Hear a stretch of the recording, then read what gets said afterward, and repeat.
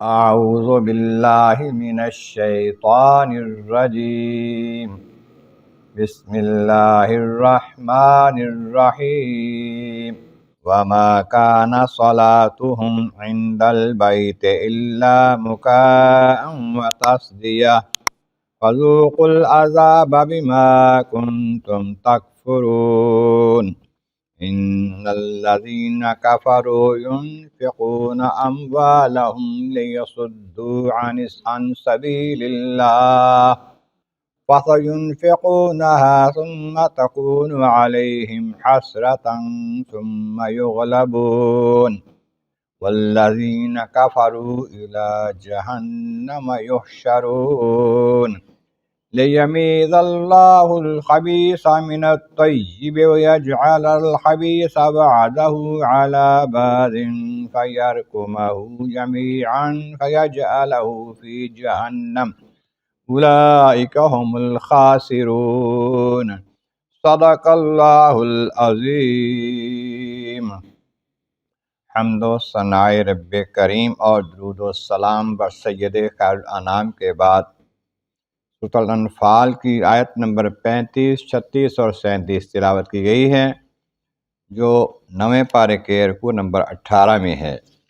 اس سے پہلی آیتوں میں بتایا گیا کہ اللہ تبارک و تعالی کافروں پر بھی عذاب نہیں بھیجتا جبکہ محبوب ان میں موجود ہیں۔ محبوب آپ موجود ہیں، اس بات سے ان پر عذاب نہیں آ رہا، وہ تو عذاب مانگ رہے ہیں، آنا بھی ہے ان کو عذاب، آپ کی موجودگی میں عذاب نہیں آ رہا، اور کچھ لوگ ان میں استغفار کرنے والے ہیں، اس کی وجہ سے فی الحال عذاب نہیں آ رہا ان کا، لیکن کیا ہے ان کو کہ عذاب نہ آئے جبکہ وہ اللہ کی راہ سے روکتے ہوئے ہیں، اور مسجد حرام سے لوگوں کو روکتے ہیں، ایمان والوں کو، حالانکہ وہ مسجد حرام کے والی وارث وہ نہیں ہیں، ایمان والے اس کے والی وارث، متقی اس کے والی وارث ہیں، اور یہ اکثر لوگ نہیں جانتے۔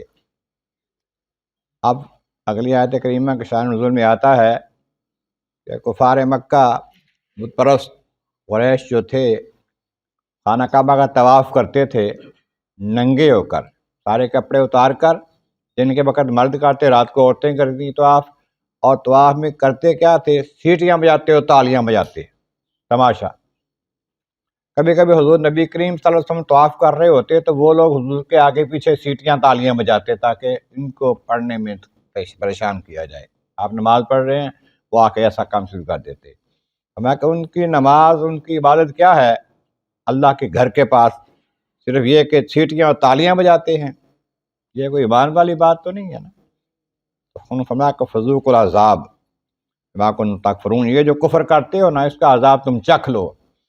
اب مفسرین فرماتے ہیں کہ یہاں عذاب سے مراد یہ میدان بدر میں جو ان پر عذاب آیا تھا نا، شکست، قتل اور قید، یہ ان پر وقتی عذاب تھا، اور قیامت کا عذاب جو وہ الگ ہے۔ بے شک وہ لوگ جو کافر ہیں، ينفقون اموال، اپنے مال خرچ کرتے ہیں، مومن بھی کرتے ہیں خرچ، کافر بھی کرتے ہیں۔ اور کافر کس لیے خرچ کرتا ہے؟ مومن کرتا ہے اللہ کی راہ میں، اللہ تعالیٰ کے بندوں کی خدمت کے لیے۔ یہ کرتے ہیں اللہ تعالیٰ کی راہ سے لوگوں کو روکنے کے لیے، یصدون عن سبیل اللہ۔ کافر خرچ کرتے ہیں اللہ کی راہ سے لوگوں کو روکنے کے لیے۔ اس کے شان نزول میں آتا ہے کہ جنگ بدر کے لیے جب لوگ آئے نا، کافر 1000 کے قریب مکہ مکرمہ سے مدینہ کی طرف لڑنے کے لیے مسلمانوں کے ساتھ، تو ان کے 12 بندوں نے ذمہ داری لے لی کہ ان کا روزانہ خرچہ ہم دیں گے۔ ایک بندہ روزانہ خرچہ لیتا، اس کا 10 اونٹ ذبح کرتا اور سارے لشکر کا کھانا پکتا، تو وہ خرچ کرتے کہ ہم بڑے کامیاب ہوں گے مسلمانوں کے خلاف، لیکن یہ خرچ کرنا ان کا ضائع گیا۔ فرمایا کہ اللہ کی راہ سے روکنے کے لیے خرچ کرتے ہیں، یہ دین حق کے خلاف خرچ کرتے ہیں یہ۔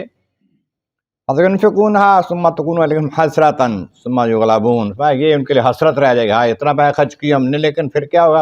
يُغْلَبُونَ، پھر وہ مغلوب ہی ہوں گے، غلبہ ان کو نہیں ملے گا، کامیابی ان کو نہیں ملے گی۔ کافروں کو وقتی طور پر لگے گا ان کو کبھی لیا، لیکن آخر کار وہ مغلوب ہوں گے اور مسلمان ہی غالب ہوں گے، ایمان والے صحابہ کرام غالب ہوں گے، ایسا ہی ہوگا۔ کہ یہ جو کافر ہیں الی جہنم یحشرون، جہنم کی طرف ان کو دھکیلا جائے گا۔ دنیا میں تو ان کو عذاب جو ملنے وہ الگ ہیں، لیکن جہنم میں بھی ان کو جانا ہے اور دھکیل کے ڈالا جائے گا ان کو جہنم میں۔